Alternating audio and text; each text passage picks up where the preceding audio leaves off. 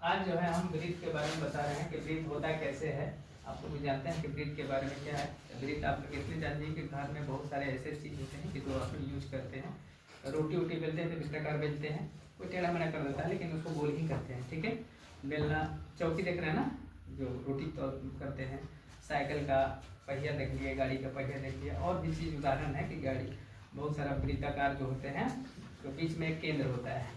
अगर हम साइकिल चला रहे हैं बीच में के अगर धुरा जो है वो केंद्र मान लेते हैं। अगर ऊपर नीचे होता है तो देखते हैं ना गाड़ी ऊपर मैंने ऊपर नीचे चलने लगता है। तो हम ब्रीथ के बारे में डिटेल आपको बता रहे हैं कि ब्रीथ जो है, और अपने कागज पर भी आप ब्रीथ कई तरह से फूल बनाने में भी छापते हैं, है ना। तो इस तरह का एक ब्रीथ होता है। अब ब्रीथ में बहुत सारे भाग होते हैं, उस भाग को भी हम समझा देते हैं कि क्या है भाग। ठीक है, देखिए ब्रीथ में सबसे पहले एक वृत्ताकार गोला खींचेंगे। सर्वमत आकृति में एक गोला होता है, एक बढ़िया गोलाकार, और ये जो है चाप से खींचेगा तो बढ़िया होगा ना। केंद्र होता क्या है, एक बीच में जो है बिंदु जो है केंद्र होता है।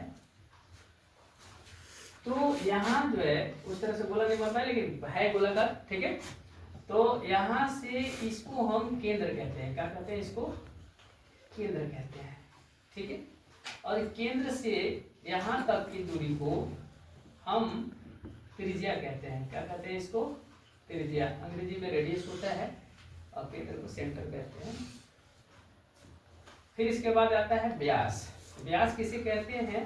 त्रिज्या का 2 गुना व्यास होता है, यानी यहाँ से यहाँ तक की लंबाई को हम व्यास कहते हैं। ये व्यास हो गया। ठीक है, फिर इसको अंग्रेजी में डायमीटर कहते हैं। जीवा क्या है? इसको थ्रोट बोलते हैं। तो जीवा हम मान के चलिए इधर से भी, यहाँ से एक चाप यहाँ ले लेंगे, ए है बी है, एक रेखा ऐसे खींचते हैं, इसको हम जीवा कहते हैं। और जीवा कई वो खींचा जा सकता है, त्रिज्या भी कई हो सकते हैं, व्यास भी के ठिकाना निकल सकता है इसमें ना। फिर इसके बाद आता है परिधि। परिधि को अंग्रेजी में सर्कमफेरेंस कहते हैं, पेरीमीटर कहते हैं। यहाँ से यहाँ तक की लंबाई को हम, यानी यहाँ से एक तरह से खींच लीजिए, ऐसे ऐसे ऐसे ऐसे खींच लीजिए और यहाँ तक कर दीजिए। वहाँ मापते हैं ना, मापते ना, तो मापते हैं तो भाई उसका एक कितना एरिया होता है, उसको भाई क्या कहेंगे? उसको लंबाई को हम पेरीमीटर या सर्कमफेरेंस कहेंगे। इसका 2πr होता है। क्या होता है इसका? 2πr होता है। फिर आता है स्पर्श रेखा, है ना। स्पर्श रेखा, स्पर्श रेखा किसे कहेंगे? एक लाइन इधर से एक लाइन ब्रीथ को स्पर्श करते हुए एक रेखा गुजरती है, उसे हम स्पर्श रेखा कहते हैं। इसको अंग्रेजी में टेंजेंट कहते हैं ना। फिर इसके बाद है छेदक रेखा। छेदक रेखा क्या है? यहाँ से अगर एक ब्रिज को पार करते हुए एक रेखा गुजरती है, उसको हम छेदक रेखा कहते हैं। ठीक है, एरिया किसे कहते हैं? क्षेत्रफल। क्षेत्रफल का परिभाषा, यानी कि पूरा जो है, मान के चलिए पेंट हमको करना है, एक ब्रिज है उसको पूरा पेंट करना है, तो जितना आपका एरिया कवर होगा उसे हम क्या कहेंगे? क्षेत्रफल। इसका आपको पता होना चाहिए कि πr स्क्वायर होता है। क्या होता है? πr स्क्वायर होता है। चाप क्या है? तो मान के चलिए ब्रीथ है, ठीक है, और यहाँ से यहाँ तक की एक हम आर्क लेते हैं। आर्क अंग्रेजी आर्क शब्द होता है, एक नहीं लिखते हैं कि ऐसे और ऐसे कटता है ना, है।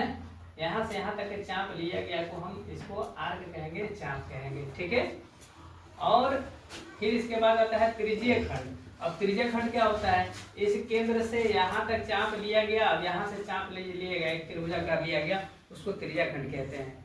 ठीक है, वृत्त खंड, सेगमेंट किसे कहेंगे? तो भाई यहाँ से यहाँ तक इस भाग वाले क्षेत्रफल को हम वृत्त खंड कहते हैं, यानी लघु वृत्त खंड, और इसमें बड़ा वाला भाग को हम दीर्घ वृत्त खंड कहते हैं। आई होप आप लोग समझ गए होंगे कि इस तरह का ये होता है। आगे चैप्टर में, अगले वीडियो में हम और कुछ बता देंगे कि होता क्या है, कैसे सवाल बनते हैं। धन्यवाद।